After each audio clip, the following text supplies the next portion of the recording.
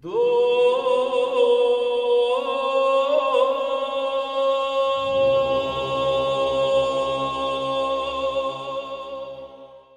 welcome back, Goobers.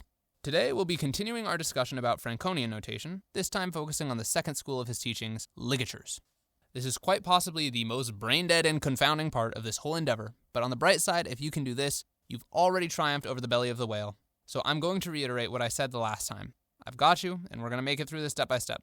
If you ever get lost or something doesn't make sense, pause the video, take some deep breaths, rewind it, and try again. My brain broke several times when learning this, so once again I promise you are not having a stroke. I've got you covered. Once again, before we get started, please remember to like and subscribe, leaving any questions in the comments, and make sure you hit the bell icon to get notified when I post a new video. I'm looking to grow the channel and would really appreciate your help. And without further ado, let's dive in. First, let's get a nice and clear definition of a ligature. It's a group of notes drawn together to be sung on a single syllable, the construction of which determines the duration of each note it contains. Where it can begin and what causes it to be broken or started anew is the subject of many rules, the primary of which are still as they were in the times of modal notation, those being 1, when a new syllable begins, and 2, if a note is repeated, and 3, if a maxima or a minima is interposed. Second, let's review our Latin, because boy howdy, will we be absolutely inundated with it very soon. Cum means with. Sine means without. Cum means with. Sine means without. Cum means with. Sine means without. We good to go? Alrighty. The first thing to know about ligatures is that the figures are written in very different ways depending on whether the notes are ascending or descending. If a ligature consists of multiple ascents and descents, what ultimately characterizes it as ascending or descending is whether the last note, called the finalis, is higher or lower than the first note, called the initialis. If the initialis and the finalis are the same note, whether or not the ligature is considered to be ascending or descending is determined on the basis of whether the penultimate note is above or below the finalis. Two more housekeeping matters about notes that can be unclear to the Franconian novice. If there are two note heads stacked directly on top of one another, they are ascending, so they shall be read from bottom to top. If there is a downward sloping parallelogram, this is called an oblique form. Read only the notes the oblique form starts and ends on. We'll talk more about these later. Now, to get comfortable with ligatures, you're going to have to first get fluent with all of the two-note ligatures, because every single ligature is derived from one of 8 forms consisting of the first and last notes only. The characteristics that define the form of a ligature are first, whether the ligature is ascending or descending, and second, the combination of L's and B's that are the first and last notes. Between these two factors, there are 8 possible two-note ligatures, and as I said, the more comfortable you get with these, the better off you'll be in the long run. The first ligatures we'll look at are the so-called prime forms of two-note ligatures, or the ligatures which imply the durational content of BL. Here's what they look like. First if you're ascending, second if you're descending. This is going to get real dumb real fast, so pay close attention. A prime form ligature was considered to be cum proprietate or propietas, depending on whether you're in Latin or Italian, e cum perfectione or perfectio, again, same difference. Proprietate refers to the initialis or the first note, and if the initialis has propietas, it is a B, making it cum proprietas. In a phrase, cum proprietas means the first note of the ligature is a B. If the first note were instead, hypothetically, for the sake of argument, an L, it would be considered sine proprietas instead of cum proprietas. Perfectione, on the other hand, refers to the finalis and is completely unrelated to all meanings of perfection we have learned about so far, but is still used in combination with those definitions. Just deal with it. If the finalis has perfection, it is an L, making it cum perfectio. So just as cum proprietas means the first note of the ligature is a B, cum perfectio means that the last note of the ligature or the finalis is an L. Just the same, sine perfectio would mean that the last note was a B. Therefore, the prime form of a ligature is cum proprietas e cum perfectio, leading to the rhythm of BL. In academic circles, the prime form is shortened to, and I shit you not, they actually call it this, BL cum cum. So of course, I will be using this as shorthand because it's very funny. It follows from there that the other 6 two-note ligatures are just the 3 other arrangements and combinations of B and L, namely LB, BB, and LL multiplied by 2 because the figures differ if you're ascending or if you're descending. So let's go through the transmutations of the prime forms required to construct these remaining two-note ligatures. Note that because a note can only be either B or L, changing any, and I do mean any essential feature of either note of the prime form as they appear before you, will transform it to be the opposite of what it was. The notes within any ligature have 3 facets which can be changed, and a bonus 4th one we'll get to later, which determine the rhythm. 1. Pilum existence on the initialis only, i.e., is there or isn't there a stem. 2. Note orientation in ascending ligatures only. Are the note heads stacked, or is the top one, the finalis, flipped to face to the right? And finally, 3. Note shape in descending ligatures only. Are the note heads square, or are they in oblique form? To clarify one aspect of this, a pilum can only be added to the initialis of a ligature, and only the orientation of the finalis, not the initialis, can be changed. Furthermore, pilums are added to the right of note heads when ascending, but to the left of note heads when descending.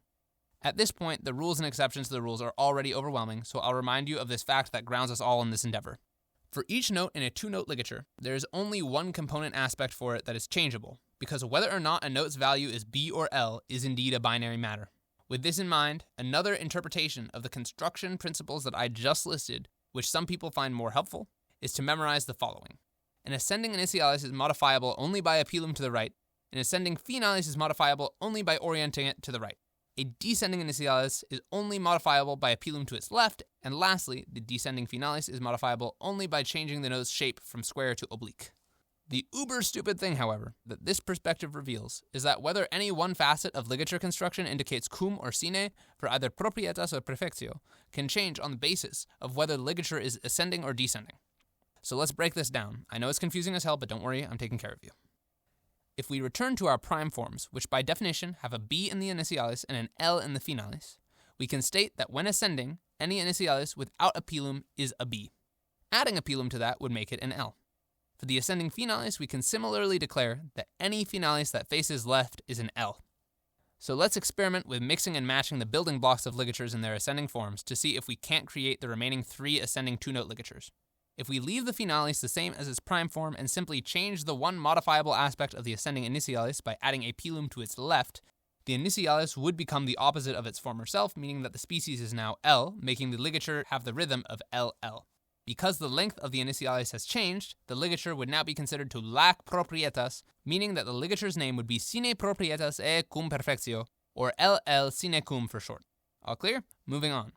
If we were instead to leave the initialis of the prime form unmodified and change the finalis instead by orienting it to the right instead of to the left, which again is the only aspect of the ascending finalis which can be modified, it would change from L to B, meaning that the finalis would be considered sine perfectione, making the ligature cum proprietas e sine perfectio, or BB cum sine. Finally, if we decide to modify both members of the ascending prime form, adding a pilum to the left of the initialis and orienting the finalis to the right, we would have changed the values of both notes, leading to the rhythm of LB in the characterization of said ligature as sine proprietas e sine perfectio, or LB sine sine for short. Now let's repeat this process again, this time for the descending figures. When descending, again, because prime forms necessarily have a B in the initialis and an L in the finalis, we can state that when descending, any initialis with a pilum to the left is B. Removing the pilum would make this L. For the descending finalis, we can similarly declare that any square finalis is an L. I know the pilum means in initialis sine proprietate when ascending and cum proprietate when descending. It's total bullshit, I know. Just bear down on the fact that when ascending, it only appears to the right of the note, and when descending, it only appears to the left of the note. So it's not as if the modifiable facets are 100% identical. So let's mix and match when descending. Taking away the pilum from the initialis but leaving the finalis unchanged would make the initialis L instead of B, constructing a ligature with the rhythm of LL, which is characterized as sine proprietas e cum perfectio, or LL sine cum for short. If we were instead to change the finalis while leaving the initialis as a B, we open up the can of worms that is oblique form. I promised we would get to it later. That later is now. Essentially, when descending in a ligature, if the last note of a descending passage is B, both notes are replaced with a single parallelogram in which the starting point marks the initialis and the ending point is the finalis. Even though the shape of the initialis has changed, its value is still ultimately decided by whether or not it has a pilum. The note shape refers only to the finalis, and if it's oblique, that finalis is necessarily a B. So returning to our mixing and matching exercise for the descending ligatures, if we leave the pilum on the initialis and change from square notes to oblique form, the finalis would be switched from L to B, making the ligature cum proprietas e sine perfectio, or BB cum sine for short. Lastly, if we take away the pilum from the initialis and change the notes from the square form to the oblique form, the note values would be changed, making the ligature to have the rhythm of LB, and thereby it would be described as sine proprietas e sine perfectio, or LB sine sine for short. And there you have it, all 8 possible 2-note ligatures. What I just showed you how to do is how to derive all 8 ligatures that form the basis of the entire doctrine from only 2 prime forms. To check your understanding, see if you can't determine the values of each note in the 6 2-note ligatures I didn't label here, using only the knowledge I provided in the labeled prime forms. I'll give you a few seconds to pause and figure it out, and then I'll show you the right answers. Real talk for a moment. If all the explanations I gave for explaining the hows and the whys of the reasoning for each ligature looking the way it looks and meaning what it means, I forgive you and I give you permission to just memorize these 8 ligatures instead. I know this is rough. I know that everything being dependent on context can really be a pain sometimes, but it's also what made this music possible. The ethos of the medieval music is having so much information crammed into so few characters, and as I said earlier, it's not just mensuration that's like Russian nesting dolls. I wouldn't be surprised if the entire doctrine of mensuration and ligatures, everything in the Franconian system, could fit down into like 10 or so words. If you look at so much of this music, it's all about folding in on itself and the subtlety of knowing so much from so little. At times that can be extraordinarily asinine, but if we're going to love this music, it means, again, we have to love the music on its own terms. The good news is that it only gets easier from here on out. If you know how the prime forms are constructed, i.e., if you really understand the composition of just 2 ligatures inside out, you can understand every single ligature that is possible, with one exception that we'll get to later. Alternatively, if you decide just to memorize the 8 different 2-note ligatures, it is possible to understand all ligatures as well, of course with that one nagging exception still outstanding. The reason for this is that any notes inserted into the middle of a ligature between the initialis and the finalis are automatically a B. You could insert 50 notes in any combination of ascending and descending and they would all be Bs. Let's look at some examples. What's the note in the middle going to be? That's right, it's a B. Change of circumstances, the middle note is still a B. Add more notes, now 2 Bs instead of 1. Another change in form with more notes, still 2 Bs. Even more notes, still just Bs. And now, no notes and just Dr. Armstrong. He's a B too.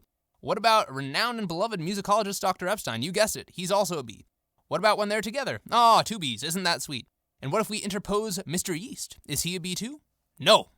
Mr. Yeast is not a B, he is an L. I'm sorry for throwing this trick question at you, but the truth is, not all notes in between the initialis and the finalis are Bs. The only way to change the length of a note in the middle of a ligature is to add a pilum to the right of the note as if it were an initialis, which would make its value L instead of B, as shown here.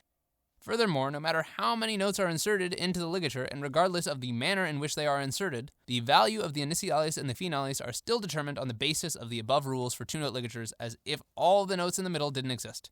Essentially, if you want to know the values of the initialis and the finalis in a long ligature, just cut out the insides and smash the bookends of the ligature together. Now on to that pesky little exception I was talking about. Those astutest fellows among you may have been wondering, but what about the other note values? What do you do if you want maximas, semi-braves, and minims inside of your ligature? How can you do that? Well, if you want maximas or minims, tough luck because those don't go in ligatures, and if you want to put them inside a ligature, you've got to break those ligatures up into multiple ligatures to do so. However, the semi-brave does have a place inside the realm of ligature construction, and it involves that bonus secret final facet of ligature construction that I mentioned, which is pilum orientation, or does the pilum face up or down? So far, we have only seen downward-facing pilums, so the exhibit to the left is again BL, but if at the beginning of a ligature you see a pilum to the left of the initialis that faces up, and thankfully this is only possible at the beginning of a ligature, that ligature is said to be cum opposito proprietate, or a cop ligature for short. A cop ligature, regardless of circumstances, ascending, descending, inserted notes, the details of the initialis and the finalis, whatever, the cop ligature replaces the values of the first 2 notes with S's. I'll reiterate, an upward-facing pilum to the left of the first note means the values of the first 2 notes in the ligature are S, no matter what. So in the exhibit to the right, here is the realization of the rhythmic content in the ligature. It does, however, remain impossible in this notation to have S's anywhere in a ligature other than the first 2 notes. If you want S's in the middle or at the end, you've got to break up the ligature. So let's look at a few examples. This is fairly straightforward. You just replace the first 2 note values with S. No matter what else might be there, no matter how complex it might look, the first 2 are S. Again, the first 2 are S. Again, the first 2 are S. And now, the great news. That is everything. Literally everything you need to know about how to construct and interpret ligatures. I am proud to announce to you that you can now read the bulk of medieval literature, and to test your knowledge, that's exactly what we're going to do. The following examples come from the medieval codices called the Bamberg Codex and the Montpellier Codex, where many of our best early sources come from. We spoke a bit about the Montpellier Codex last time, so I won't dwell on it again. Suffice it to say, we have another anonymous motet triplum, so let's have a look at that. And in this tenor line, this cantus firmus of the plain chant Justus, we have a bunch of recurring patterns. We begin with breve, altered breve, long, followed by 2 perfect longs, and that's all covered in all the rules. And then we do have our first instance of simulus ante simulum in the next line when we have breve, altered breve, long, followed by a perfect long rest. And that pattern is going to repeat itself over and over and over again. So even though the ligature might be changing or being split up or altered in various ways, that overall pattern is going to be very common. So as we move on to the next ligature, even if there's this oblique form in the middle, it's still breve, altered breve, long, perfect long rest. And all of these longs are perfect longs because all of these rests are equal to a perfect long because they go through 3 spaces and that's how long they are. After that, we've got on the third line another 3-note ligature. It's still breve, altered breve, long, followed by the perfect long rest. There is this ornament here on the 4th line. This is called a quilisma, and we'll talk more about that in another video, followed by the same rhythm again. And it repeats and repeats and repeats and repeats and repeats all the way up until the last line of the entire piece. There we have something unique, which is a long followed by a breve imperfecting along. Again, that ascending ligature is in its prime form. And what I will say is very interesting about that is that if you look at transcriptions of this motet, they all get that wrong. They all write that out as another breve, altered breve, long. It only takes a quick glance to realize that's not possible.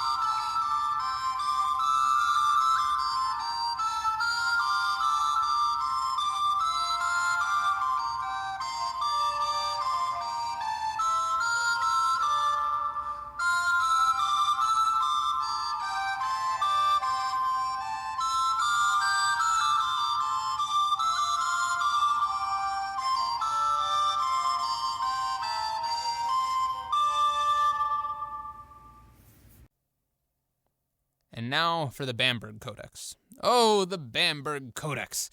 Such trials I have endured to have you here with me today. Thou villainous manuscript! Legit, I probably spent a total of 4 hours searching for this. I dug through the bowels of German state archives. I was just about ready to believe that the Bamberg Codex was just one massive academic prank, a psyop or hoax, since every single place that was supposed to take me to the Bamberg Codex just took me to the Montpelier Codex instead. I was genuinely ready to believe that the Bamberg Codex was really the Montpelier Codex, and everyone had just made up that the Bamberg Codex existed because nobody could actually be bothered to check their sources. But eventually I did find it. It was in some Italian teacher's resource archive thing, unlabeled with its pages out of order. And that's enough of my kvetching. The overall message is that I will be taking a lot of examples from here because I suffered to get them. In a phrase, the Bamberg Codex is a collection of 100 double motets by anonymous 13th and 14th century composers, unique for being the earliest known extant manuscript to exclusively use Franconian notation, as well as to have a mixture of French and Latin texts, as well as some texts that use both languages simultaneously. First, a motetist from some motet or other, I don't know. Again, they weren't labeled.